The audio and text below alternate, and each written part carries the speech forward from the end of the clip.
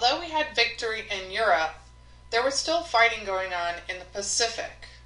The U.S., as we know, had been island hopping in the Pacific, taking one island at a time, working its way closer and closer to the Japanese mainland. This came at a very high price because Japanese soldiers don't surrender. They fight until the very end, even killing themselves before surrendering. They also use kamikaze pilots to destroy U.S. ships, and this shows the determination, the lack of self-concern in the Japanese. And some of the fiercest fighting occurred in the Pacific.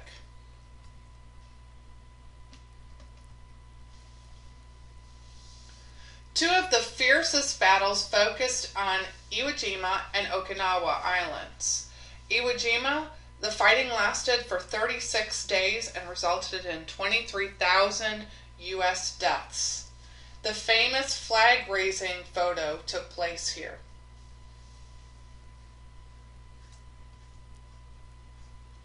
Okinawa was the last major island that needed to be captured until the Japanese mainland was reached. The air base here was necessary in order for the U.S. to invade Japan. Battles here resulted in 50,000 U.S. deaths.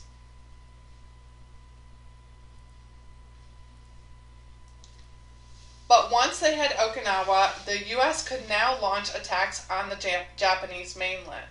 And the first thing the U.S. did was to firebomb Tokyo. This was a series of intense bombing that killed 83,000 Japanese, mostly civilians, and injured another 100,000. And you can see that the city of Tokyo was virtually leveled.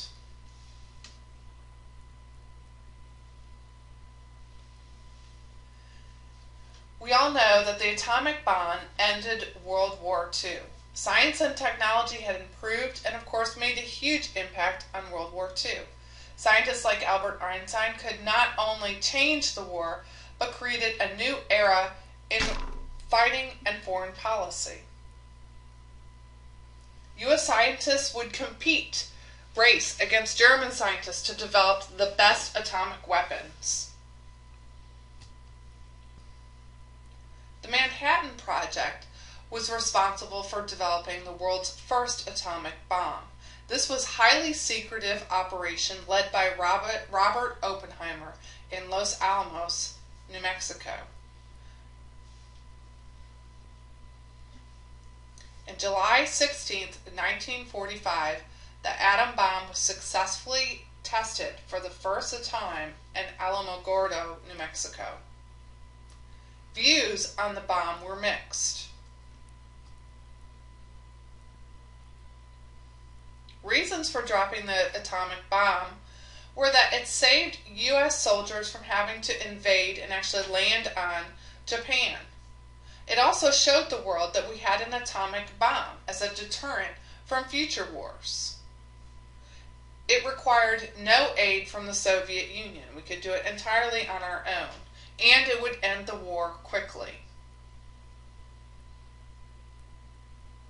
The argument against dropping the bomb was, of course, the massive loss of civilian lives in Japan. An invasion was possible, so why do that when you could possibly invade? And it opened up a whole new era of nuclear science. Looking at the two quotes at the bottom of the slide there, the first one on the left says, "The war's over. One or two of those things and Japan will be finished." This is a quote from General Leslie Groves, and he was one of the leaders of the Manhattan Project. On the right-hand side, you'll see a quote from Robert Oppenheimer. "Now I become death, the destroyer of worlds." This is actually from the text of the Bhagavad Gita, a Hindu epic.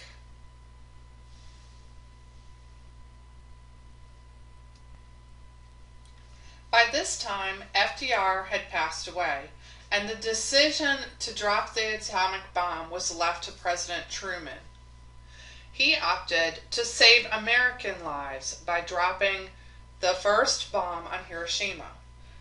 The Enola Gay was the name of the airplane, dropped the bomb on August 6, 1945.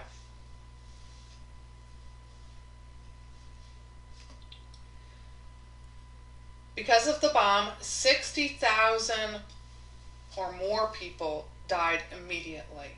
And of course, many deaths followed after from burns and radiation. 3 days later, and after a warning, the U.S. dropped another bomb, this time on Nagasaki, killing 35,000 or more residents. And finally, on August 16th, Emperor Hirohito surrendered to the Allies. This is known as VJ Day, Victory over Japan.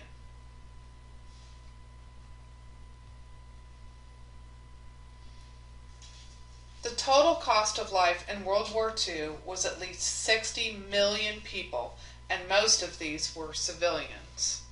The price that the United States and other nations of the world pay was enormous.